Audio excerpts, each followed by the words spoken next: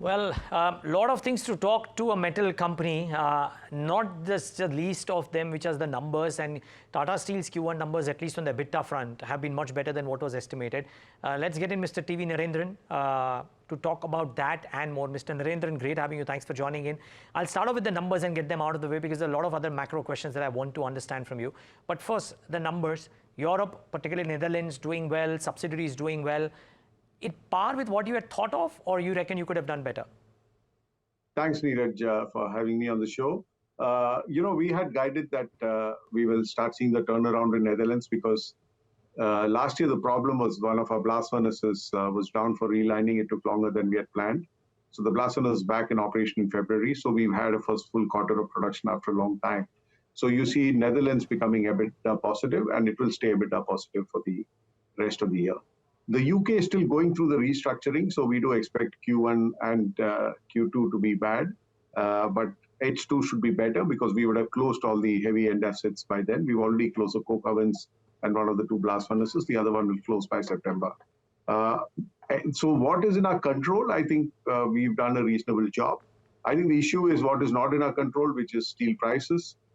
China continues to export about 100 million tons a year at prices at which they don't make money, and hence that's putting pressure on the rest of the industry globally. So that is a concern. Demand in India continues to be strong, but the external factors continue to be challenging. This Q1 India demand would have, on expected lines, would have been soft, but as things stand, July, of course, monsoon quarter, but I'm just trying to understand, do you get a sense that there'll be a pickup starting Q2 itself, or could it be back-ended into H2, India demand? I think India demand is okay now, but we don't expect it to bounce back so much in this quarter because, like you said, it's a monsoon quarter, construction is slow. But typically there's a bump up which happens just before the festival season.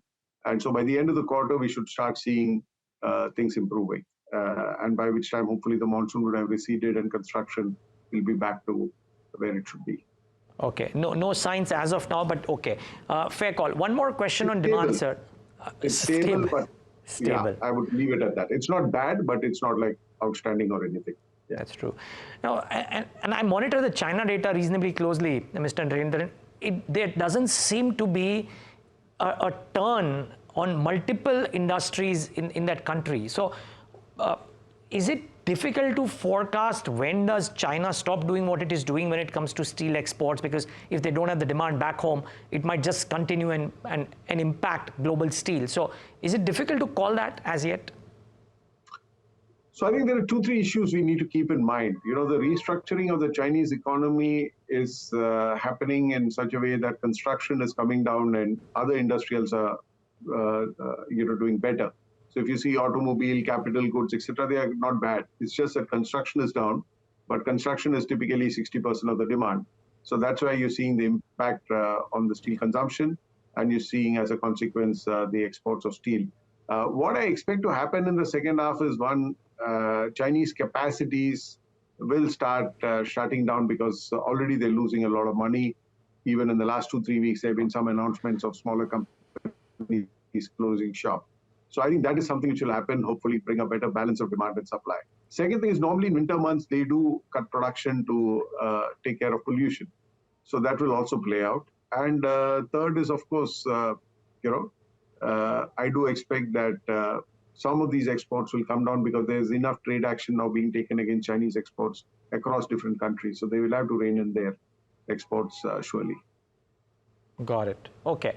The other aspect is, and maybe impacts base metals a lot more, but there is a bump up that we're seeing today in the base metals, of course, with the Fed comments last night. So if indeed we are looking at a rate cut cycle, because Jerome Powell said that it's not just one, he left the door open maybe for more too. So my question to you is, sir, what could happen to metals, industrial metals demand per se? What could happen to steel demand if, because of the turn of the cycle, if it does? And what could happen to costs for steel companies like yours? Yeah, so obviously any rate cuts means in some sense, hopefully more investments, and which is good for the commodity markets, and you do see that. But you do see a lot of volatility. Forget steel. If you look at copper prices, I think 2 months back they were over $10,500, and it came down to 9,000. So it's kind of the volatility is much more than what we've seen in the past. Also, the events in Middle East has a big impact on the sentiment. So I do see a fair amount of volatility because of macroeconomic reasons, geopolitical reasons.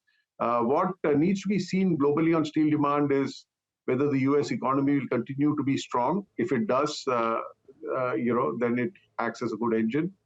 China, all said and done, is still consuming in the domestic market 900 million tons of steel. So one can't deny that. So it may be slowing down, but they still consume 900 million tons of steel every year in their domestic markets. So which is strong. So there's obviously a lot happening in China, and India continues to be strong. So I do think India will also continue to be a driver. The Middle East also has had a fairly strong demand and consumption for steel.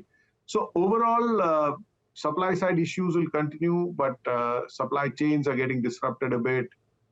So we will see volatility. I'm more hopeful and positive because of India demand. And if there's some action taken on Chinese exports, I think we'll have a far more stable environment than we have today. And what does therefore that do? I've last two questions. One is on the operational metrics, because you've done far better than what maybe the estimates were, maybe led by subsidiaries per se and their performance. But how hopeful are you of a continued or a better performance on the operational metrics for Tata Steel consol? So I think operationally, like I said, problem area was Netherlands, which is turning around, which is delivering stable operations now. In India, we are completing the Kalinganagar project, so we should have the blast furnace operational by the end of September. So we'll have additional volumes in the second half and more volumes next year. So you will see the India operational performance continue to get better because of more volumes. You'll spread your fixed costs over larger volumes. So I do expect on issues which are in our control, we will continue to be focused and continue to deliver improvements. I think the external factors are what we are more watchful about. Okay, and speaking of external factors, one last question, and which is this levy, cess, mineral taxes. We were speaking to a GST expert or a tax expert earlier in the day who mentioned that this kind of opens up a bit of a Pandora's box because it could be applicable to multiple companies as well across multiple states. I know it's sub judice, so you may be very restricted in your comments, Mr. Narendran, but you've kept a contingent provision aside. But how? I'm guessing you will contest this as well. What happens next into something like this?